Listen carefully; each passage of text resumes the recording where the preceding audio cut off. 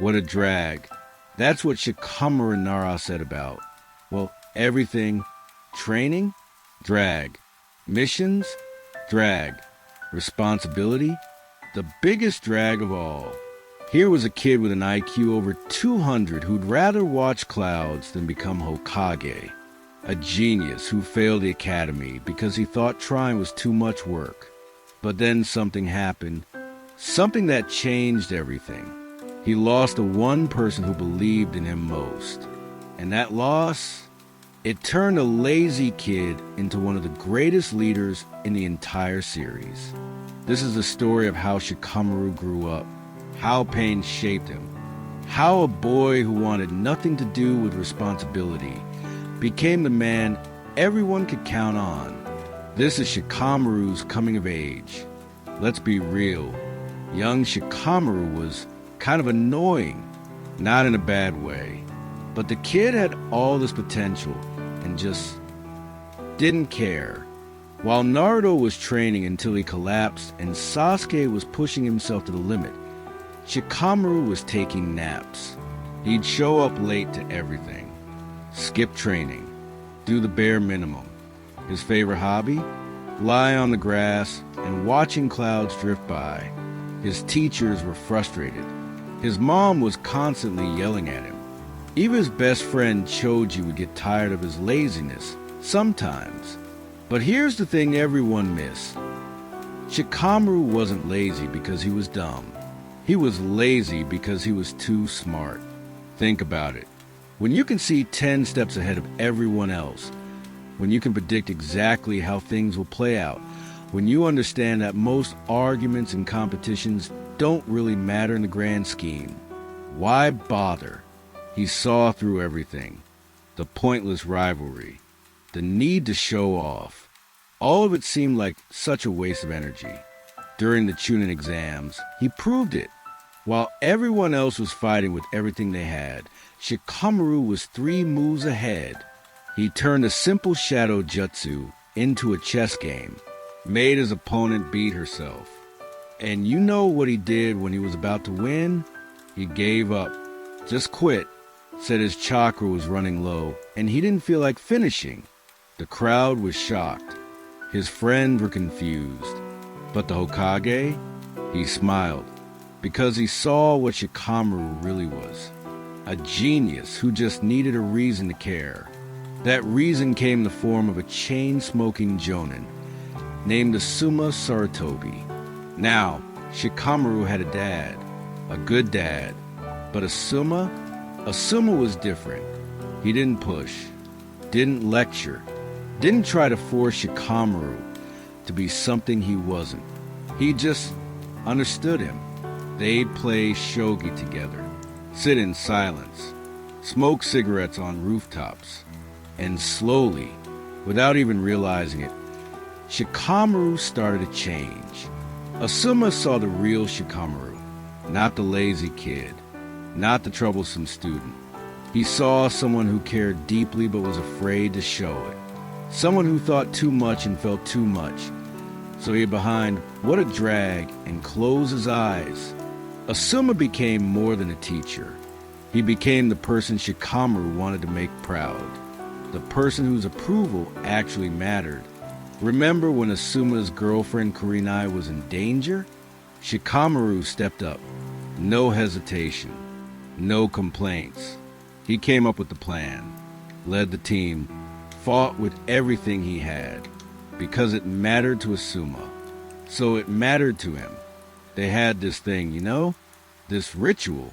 After every game of shogi, Asuma would light a cigarette, and he'd always tell Shikamaru the same thing. Protect the king. In shogi, the king is the most important piece. Lose the king, lose the game. Asuma would talk about it like it was just game strategy. But he was really talking about something else. About protecting what matters. About responsibility. About growing up and becoming someone others can rely on. Shikamaru would just shrug and say, "What a drag." But he was listening. He was always listening. And then it happened. Asuma went on a mission. fought an enemy named Hidan, and he didn't come back. Well, he did come back, but not the way you want someone to come back. I'm not gonna lie to you, this scene destroys people. Even on rewatch, even when you know it's coming. Shikamaru finds Asuma lying there, bleeding out, and for the first time in his life, his genius brain can't find solution. He can't think his way out of this one. He can't strategize or plan or outsmart death. All he can do is watch. Asuma knows he's dying, and he uses his last moments to say goodbye to everyone. To Kurenai, to Choji and Ino. He tells them he's proud, that they've grown strong. And then he looks at Shikamaru. He pulls out his lighter, the one he used after every shogi game, and he gives it to Shikamaru, passes it to him like he's passing something bigger, something heavier, responsibility, leadership, the torch. He tells Shikamaru, "You'll understand what the king is soon enough." And then he's gone. Shikamaru doesn't cry, not at first. He just sits there, staring, his brain probably running through a million scenarios where this didn't happen, where he was smarter, faster, better, but none of it matters now. Later, at the funeral, everyone's crying, and Shikamaru, he's still holding it together, stone-faced, empty, until he goes home, until he's alone, and then he breaks. He's on his knees, crying, slamming his fist into ground, asking why. Why did it have to be Asuma? Why couldn't he save him? Why wasn't he strong enough? His dad finds him like that, holds him, lets him cry, because sometimes even geniuses can't think their way through grief. But here's where Shikamaru's story gets interesting, because grief does something to people. It either breaks you or it builds you. And Shikamaru, he chose to build. He figured out what Asuma meant. Protect the king. The king wasn't the Hokage. It wasn't some game piece. It was the next generation.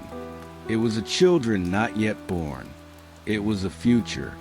And Asuma's child, his baby with Kurenai, that child was Shikamaru's king now. His responsibility, his purpose. So he went after Hidan, the man who killed Asuma. And this wasn't emotional revenge. This wasn't Sasuke going rogue. This was calculated, strategic, cold. Shikamaru spent days planning, preparing.